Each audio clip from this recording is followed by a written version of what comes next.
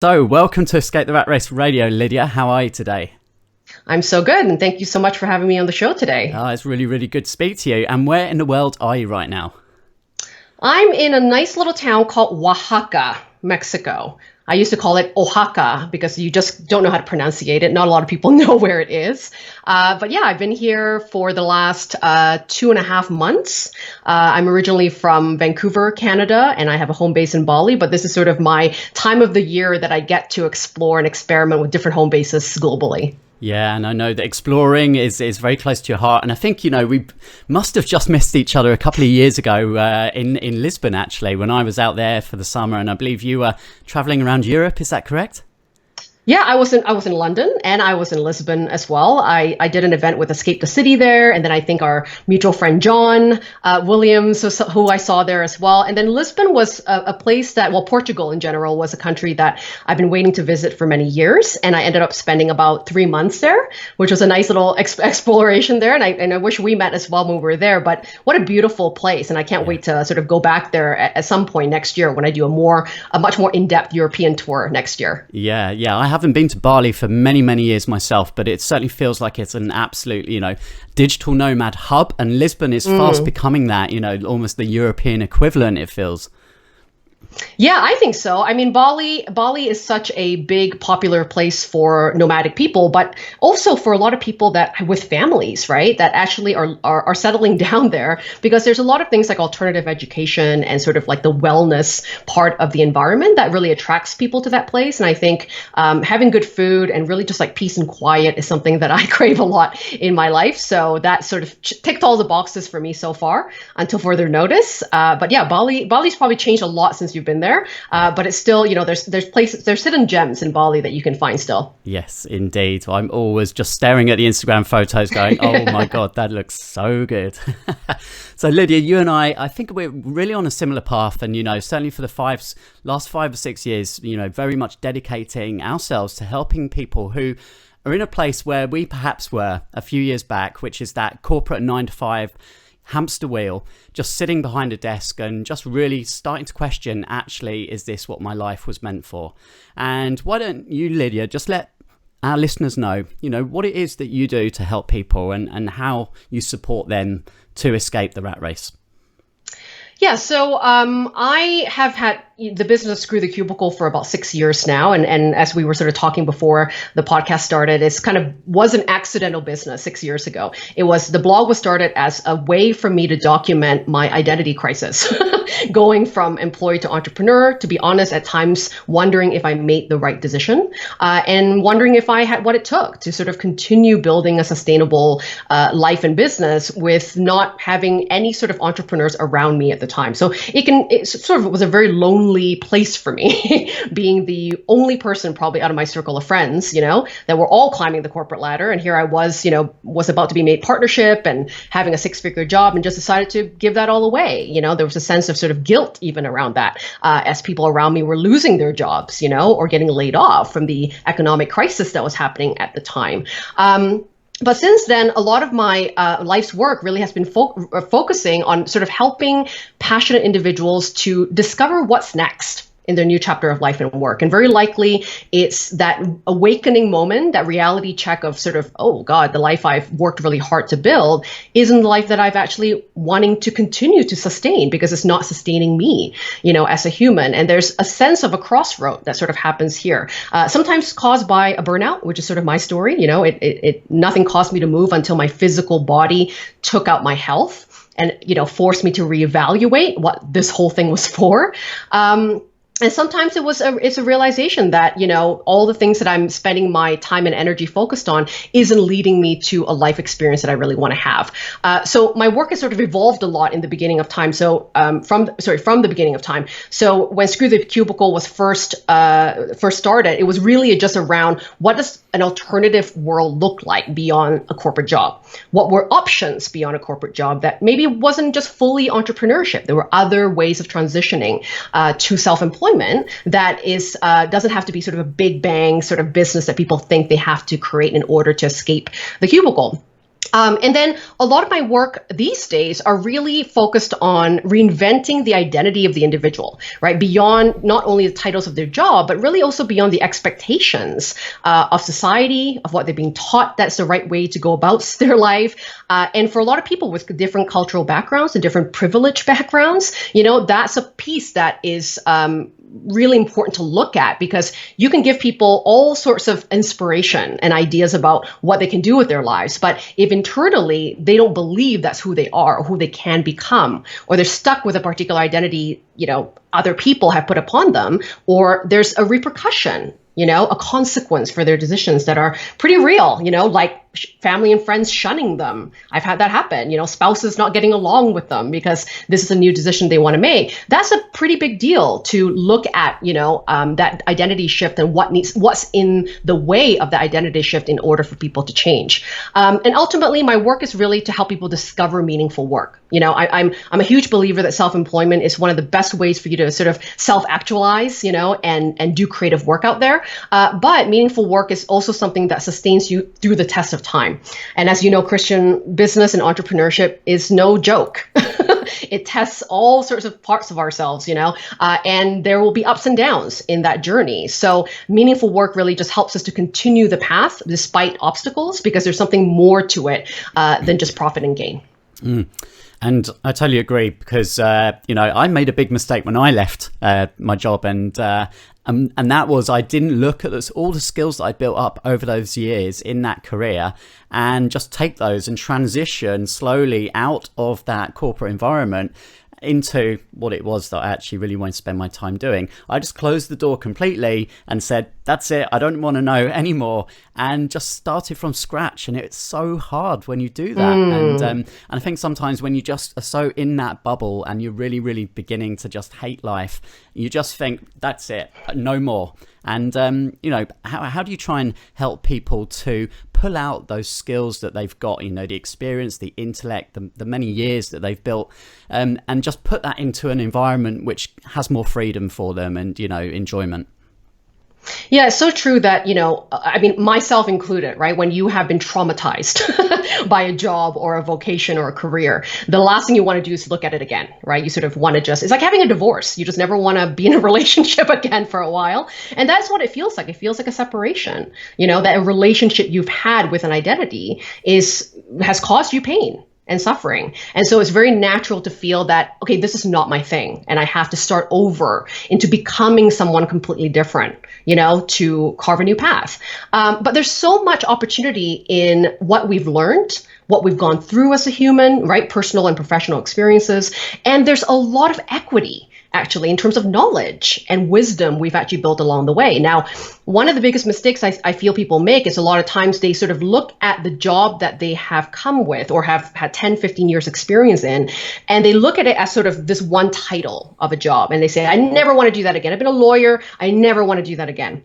And so what I encourage people to do is really start to actually chunk down what it is that you do or did to make this job at some point fulfilling for you. Now, it is my belief that in the beginning of time, most people got into a particular industry or a focus of work, and there's something that pulled them into that focus of work. There's something they thought they could actually enjoy. They did enjoy potentially parts of it, and it's hard to remember what that original origin story was in that attraction of that job when all you've been focusing on is how it sort of brought you down, right? And those are tainted by, bad bosses. Those are tainted by projects that no longer sort of serve your purpose and how you want to express yourself. It could be very tainted by customers you never want to serve anymore because the outcomes are something you don't believe in anymore. But the process of how you helped, how you served, right? How you actually help to make people's lives easier. At some point, that could be repurposed into a completely different direction if we were to think about different causes and different ways that you can impact with those skills that you have, right? Skills like, I look at sort of skills as sort of, you have a tool belt around your waist, and you've got a wrench, you've got a hammer, you've got a screwdriver, right? All different types of tools that you come with that are sort of special in your toolkit. Now, it is how you use those skills, right? A tool on its own is just a tool, a skill set, but what you impact and the outcomes and the transformation that you provide with those particular skills, who you get to serve, right? The purpose of this work in itself, that changes the skill set. It breathes new life potentially to it. Right. So, for example, I've worked with lots of Londoners, right, that have been in the media and journalism background.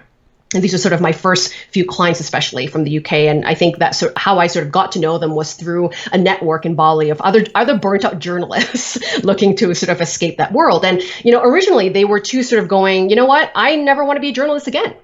But actually some of the qualities, right, and characteristics of being a journalist is things like being a great storyteller, being able to speak in such a way and shine a message right out into the public world so that people really understand how to help you and how to back the cause that you have. And so that storytelling muscle is really what they should be focusing on rather than the title of journalist. Right. And that sort of allows you to, again, really look at, well, where else would I like to tell a story? Who else's story would I like to tell? And what stories are worth telling? That I would want to be a part of. And that way you don't feel like, that degree or that time of investment that you've spent on mastering that skill goes down the drain. It can be reused into a new direction of purpose. And I think that's a really great place for people to start so that when they do have a business idea to start, is something they can feel confident on. There's already so many parts of business you will need to learn and need to upskill on. The last thing you want to do is have your mastery to be also this beginner part that you need to share as well. So a few things that I've picked up on, Lydia. So I think, key message that I took from there is just really getting to know yourself. And I guess that's really what personal development is all about. And, I've been a big fan of personal development since I first had my eyes open to Jim Rohn back in 2004. I often comment about Jim and still my greatest hero in that world. But personal development perhaps is not something that's brought into the workplace that much. You just really feel that you're there to do the job for someone else. And Sure. So as you say, you need to maybe polish that diamond and take off that cover and realize actually what you're really great at. And as you said, what you first got into that industry and that job for, there was obviously something that really did light you up at the beginning. And do you think this is a problem sometimes with people who have this, what we call shiny penny syndrome, is that they haven't spent enough time to really get to know themselves and what they're great at. And so they chase all these money-making opportunities, or so they seem, and then go down paths which rarely end up with the success that they thought they were going to. Absolutely. And I call this stage, the stage of business pornography, where you're just out there, filling your mind and being inspired by people, which I think is important. It's important to instigate inspiration at the time of feeling lostness, to sort of see that there's other people that might have, similar values as you or similar personalities as you, going out there and doing something big. And I think that's great to have that. But there's a sort of slippery slope sometimes with inspiration, isn't it? Like inspiration can sometimes turn into comparison, can sometimes turn into, oh gosh, I have to be like that person. I have to be like this person in order to feel successful, because that's the only example I see out there. And that is it. I mean, we are in a very online based world where success stories are hugely sold, right, to people that are in transition. So you get to see the $1 million businesses, you get to see the 6-7 figure dollar businesses, but less about some of the other types of business that maybe sometimes remain small strategically, or they're successful in their own right, but they don't have a huge social media following, so they don't get as much traction of a showcase, And so that can be a little harder or easier to feel like you're an imposter, in that time, because you're comparing yourself. You're almost like a grade 1 business, comparing yourself and your actions to like a grade 10 business, someone that has a team, someone that has been doing it for 10 years, and it's a completely different ball game that you're really playing. But yes, you're very, very right to say that, the external research is what people start with, because that's sort of what they think is where the answers are. But ultimately, whatever you're building, right, the however you measure your own success, how you define that version of success, what you decide to do for work to earn a living, that needs to really come from your own intentions and your own self-awareness. I think self-awareness is a skill set, that isn't taught by many people, right? And self-awareness, especially in traditional education, even, how we are coached and mentored in, organizations that we might belong to, we aren't really nurtured, and that muscle isn't really being, really looked at in a way where what if you actually have all the answers? What if you don't need to be validated by other people? And there's actually just a sense of a necessary pause that is really required for you right now to really think about what didn't work. Sometimes when I ask my clients, what do you want? They're like, I don't know. It's been so long since I've gotten what I wanted. I can't answer that question. But then if I ask, what don't you want? What has felt heavy? What has felt like it wasn't fulfilling or deeply satisfying? Those things are much easier to get to. And when you know what you're not loving and what is bringing you down, the opposite could be true for you. The opposite is what you want. You have to cultivate that and create that for yourself. But that the answers are there. And that's why it can be so helpful, obviously, having someone like yourself and, the support of a community, a coach, a mentor. Did you have anybody like that to help you, Lydia, in those early days? Absolutely. I mean, I felt completely isolated when I had my, infamous meltdown in Moscow during a business trip, which was that moment in time that sort of set the stage for change for me. It was a very difficult period of time because when you go through a burnout, I had like massive paranoia and anxiety. I even had agoraphobia in that hotel room. I had developed short-term agoraphobia. I couldn't leave the hotel room from having this massive anxiety unfold into my life. And so I had to take the first flight home because I thought, God, I have lost my marbles. Something is happening to me. And of course, a lot of that was brought on by myself. At that time, I hadn't taken a vacation for 2 years. I decided not to do that. I got paid out to pay off my student loan debt at the time, to be able to feel like a responsible adult. But I made that happen. I created that environment, that self-imposed pressure for myself, that was the only way to get to partnership. That was the only way to punch above my weight, if you will, in the corporation that I worked with. And I need to work twice as hard, harder than everyone else there to get to that place. And so the people that helped me the most was, thankfully, I was introduced to an amazing therapist, because what do you do when you think you've lost your marbles? You get a therapist and find out what's wrong with you. And lucky for me, I worked with a therapist that didn't shove a bunch of pills down my throat. She asked me extremely powerful questions that challenged me to think a lot about my own responsibility in creating this reality. And stop blaming my boss. It's easy to sort of put my middle finger and say, yep, my boss did this to me, and blame that. But it's like, what have I done to actually create and cultivate this environment? And through therapy, I think that allowed me to really think about what my values were. I didn't know what that was. Things that I said were important to me were barely happening in my life. We always say we know what we value, but then the real test is, are you living out your values? Right. And so when I looked at my life, the way that I was operating, what I was bringing home after work, I was not actually focusing and investing in things like relationships that were really important to me, and hence why I felt a huge disconnection between who I was, and who I was really becoming and I needed to be. Right. And then secondarily, after I sort of figured out what was sort of my own responsibility to creating more happiness in my life, that was when I started to think, I'm not designed to work in this very structured way. And this has always been, if I looked at the science in even the way that I have gotten jobs in the past, like I would get really excited about a particular project, and maybe I'll last about 2 years at an organization before I get bored. And usually it's funny, the patterns that emerge is that I usually quit when I'm about to be given a promotion. This is always what always happens to me. And so I had to really think about that. What was that about? Because that was the holy grail, wasn't it? That was what I climbed the corporate ladder for, to get promoted and get to the top of the game. And yet when that's being offered to me, it was the last thing I wanted. And so I'm someone that's built to need to have more autonomy. And the way that I get to that success, or the way that I create, needs to be based on my own personal creativity and my own ideas. I just kind of felt a bit bored in selling other people's ideas in a lot of ways. So once I sort of discovered that I'm kind of built for self-employment, I'm built to need to generate ideas on my own and get that flexibility, to not have to go through, standard operating procedures and the HR department to like submit an idea, I decided that self-employment is the path. And so in conjunction with working with a therapist, with helping get my sort of mental wellness back into gear, which is super important in starting a new chapter, I also hired a business coach that really helped me to formulate my first business at that time.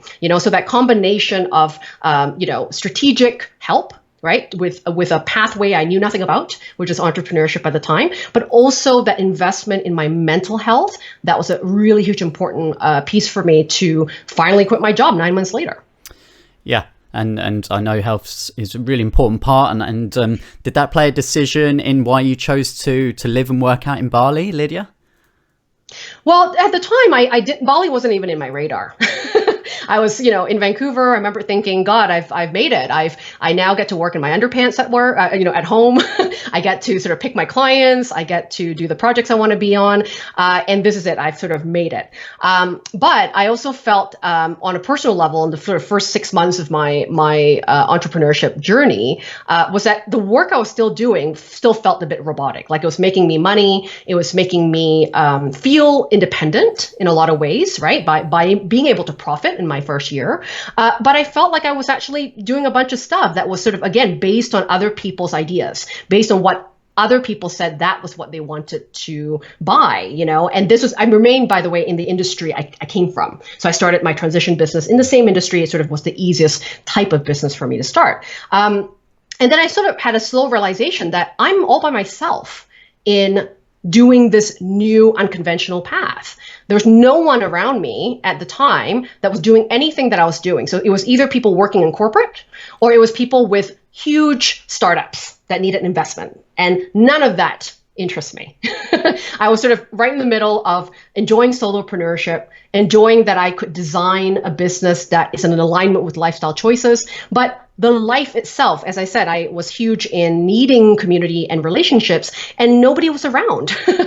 During that time, people were at work or tending to their children after work, and I was left alone in that sort of lifestyle. And so it wasn't until I sort of reread the 4-Hour Work Week for like the 5th time, because this time it sort of hit home for me now that I was sort of living it, that I decided, you know what, I would love to explore a different place to help to disrupt some of my own routines, to sort of see where what I could do in other parts of the world, but also, to be honest, to meet more people that didn't believe I was crazy for doing what I was doing, and sort of that set me to travel. I sort of gave myself a time period to take off for 6 months.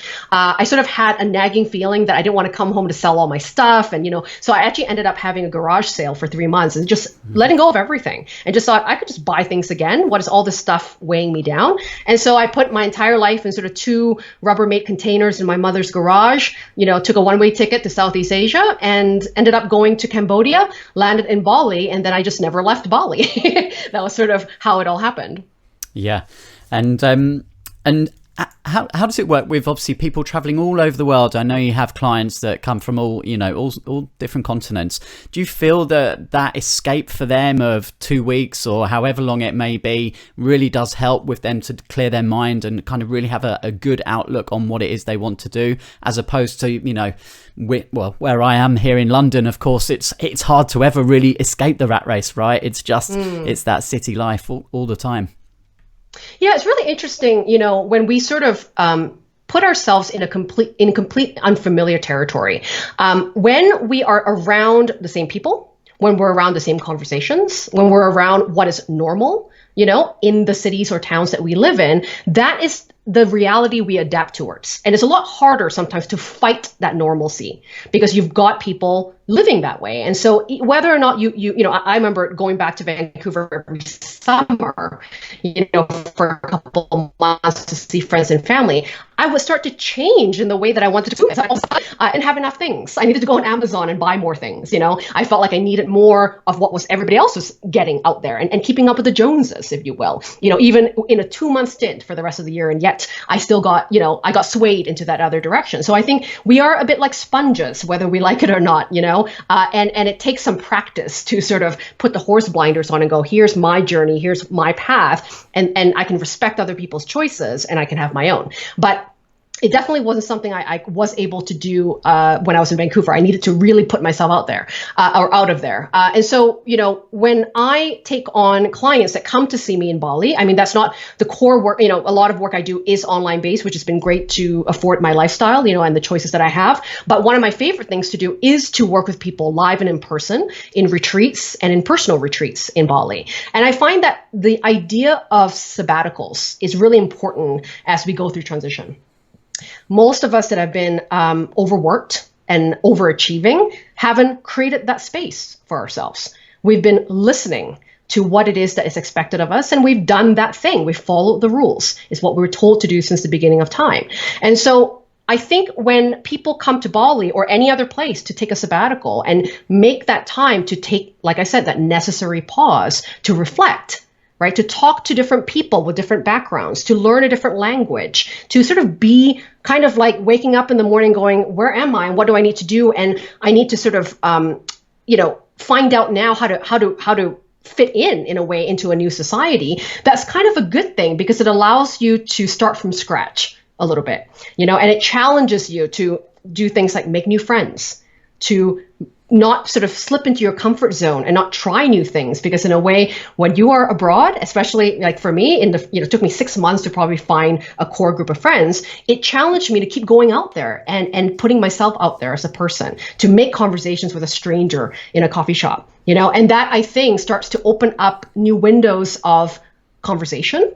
You start to really see yourself in a different environment that maybe what you thought about yourself isn't true anymore, through the reflection of other people. And it also eliminates some of the noise that can happen when we're back home, when we have the pressure of our families, our friends saying that we may have made the wrong choice to do this, And I think that's a hugely important piece of taking that pause through a sabbatical that way. Now, we'll have a lot of people listening now, Lydia, who are in that transition phase. They've still got the full-time job and they've got the side hustle on the go. So they're coming home in the evenings, maybe they're putting the kids to bed, then they're trying to find a couple of hours and they're, cramming it in and they're just getting pretty stressed out. And it is difficult. Is there any way, in that first 6 to 12 months or maybe even longer, do you have any tips for how someone can manage their time and just not let everything get on top of them?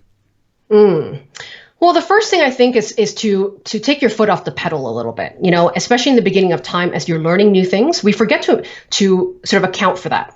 We think, oh God, I'm supposed to have the side hustle launched in 6 months and I should be doing these things and that thing because there's a blueprint out there that tells me that this is the launch period that I have to have my business. But I think everybody's lives are so different. I work with some people that have, 5 children to take care of. I work with single moms. I work with people with 2 jobs, right? So everybody's lifestyle choices are different and what they prioritize are different. And I think that what you start to craft up time to invest in your business needs to be very personal to you.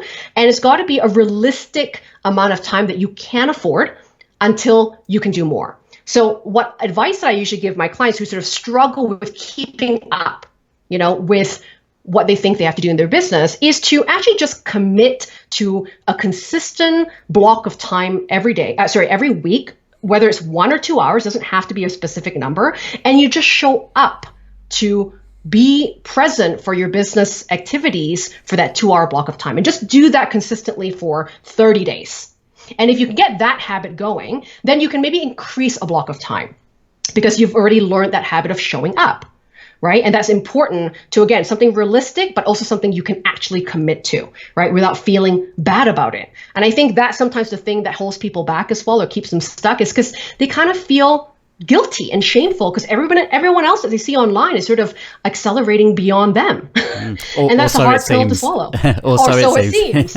Absolutely. Yeah. And so you've got to measure your own success and how you want to advance in your business in your own way.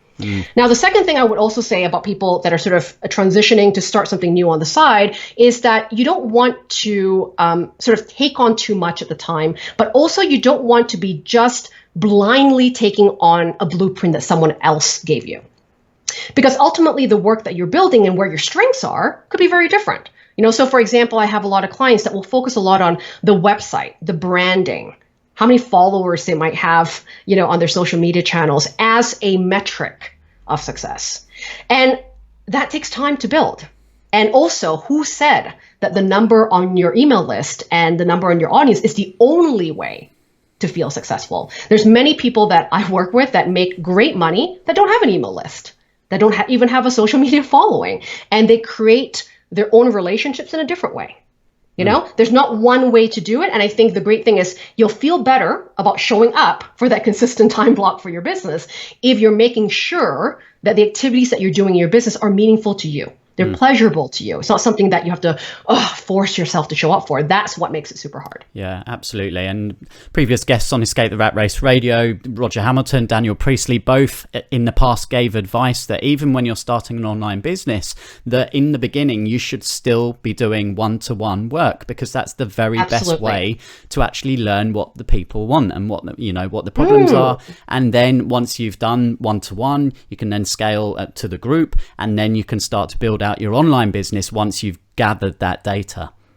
Yeah, it's such good advice, because I think that's something that's very doable.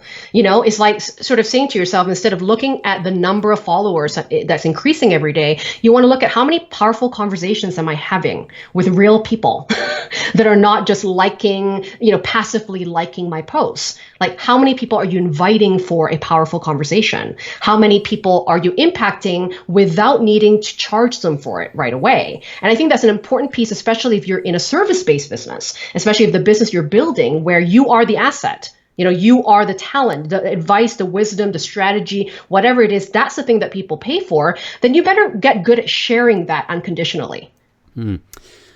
Lydia, you've already packed a huge amount of value into this conversation, and I knew the time would fly, but is there anything that we haven't covered that you think would be useful for our listeners in terms of common mistakes that you see people making in their early stages of business?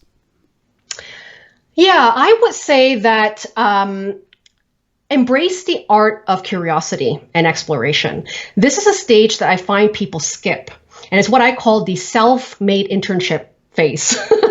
Is the phase where you sort of, before you start to get out there and tell people about your work and get your social media channels out or website or whatever it is that you think makes you a real business owner, is to actually give yourself 3 months, maybe even 6 months, especially if you're going into something you've never done before, or is in a capacity you've not done before. Give yourself that space to almost create like a bit of a beta lab for yourself, where you're helping unconditionally, where you're sort of exploring different ways of sharing your philosophies, or even understanding what the hell are your philosophies and what is the framework that surrounds your work that people are actually buying, and get real good at doing that and expressing yourself authentically, and doing that work in a non-pressured environment. Without needing to have an offer even right away. You could just gather up, 5-6 people that need your help and start really giving. I mean, that was how I started my coaching business, was coaching 8 guinea pigs for free in exchange for understanding my own expertise of where I wanted to stand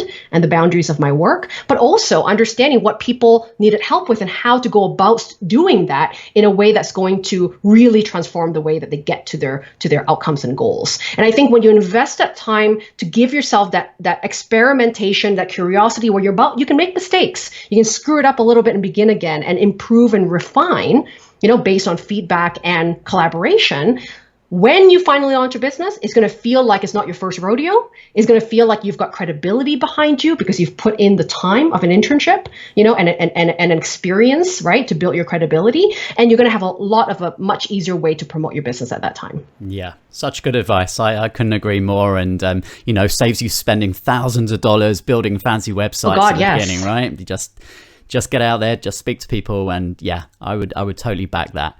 So Lydia, you've mentioned some of the things that you do, your retreats, coaching. I know you have a really excellent online course on your website. You produce wonderful content. Where can people go and start consuming some of this? Where are some of the best places online for them to check out? Well, the first place, I think, to get sort of everything in one hub, including the resources and sort of links to platforms that I'm in, will be screwthecubicle.com. I also host a weekly show on my YouTube channel. So if you, again, go onto YouTube and just type in Screw the Cubicle, you should be able to find me. And this is sort of where I give a lot of in-depth advice around career transitions, how to sort of create the intersection between profit and purpose in the business that you're building. And most importantly, is not just escaping a bad job. I know that people need work in their lives. They need to feel on purpose in some capacity in their lives, but we can't sacrifice our life for our work. So there's a lot of content there around making sure that whatever you're building today affects your tomorrow. That you're not creating a job you don't want to go to and you can't fire yourself. So that's a huge important value. I think I hold true to my brand, is making sure that the work and the business and the approach that you earn a living is in conjunction with the life that you want to lead as well. Yeah. And you very kindly have offered our listeners as well to download a copy of one of your excellent pieces of content, which is about creating your dream business. So if you're listening now, head over to etrr.online/podcast 93 and you can download Lydia's fantastic guide there. And also check out the video, right? Because we're having a wonderful video conversation here right now. We are. Yeah. Not so glamorous or bright, I should say, London today. It's definitely winter is coming. So I think you're in the right place over there in Mexico. It is. I'm sweating bullets right now talking to you, but I won't rub that in. So Lydia, before I let you go, I have really enjoyed today's conversation with you, but I'm going to ask you one more question. And it's always my final question to my guests. And that is for those listeners right now who are maybe squashed up on that underground on their way to work or stuck in the traffic jam. And they're just really feeling that there's much more out there, but something is holding them back from taking that step. And it's most likely fear. But what would you like to say to those people right now? I would say the thing that I wish I told myself, when I had that nagging feeling, there's something bigger for me, is to trust that feeling. You may not know how you're going to go about and make that change. You may not even know what it is that you might transition into, but know that feeling exists and it's happening because something inside of you is needing that change and is needing to reinvent itself so that you can have the life and the work that you want to do. And secondly, don't think there's something wrong with you. I think a lot of people start here to think, oh, am I ungrateful in the work that I already have? Have kind of a pretty good life. Should I be even looking for something else? Should I be grateful? And I think at the end of the day, the life that you're building should be something that you're proud to build. And if there's something that you're feeling inside that isn't working out, it's not that there's something wrong with you. Is that there's something that you are, that's a part of your life and the way that you're working or the way you're living that isn't jiving. And there's nothing wrong with that. I think in all parts of our life, we will have those stages of reinvention. And to get good with that reinvention is a skill, and a muscle that we can build. And to just embrace that change. And like I said, listen to the gut and allow yourself to explore that curiosity. Lydia, thank you so much for being a wonderful guest on Escape the Rat Race Radio today. And I'm pretty sure we're going to cross paths again really, really soon. Thanks for having me, Christian.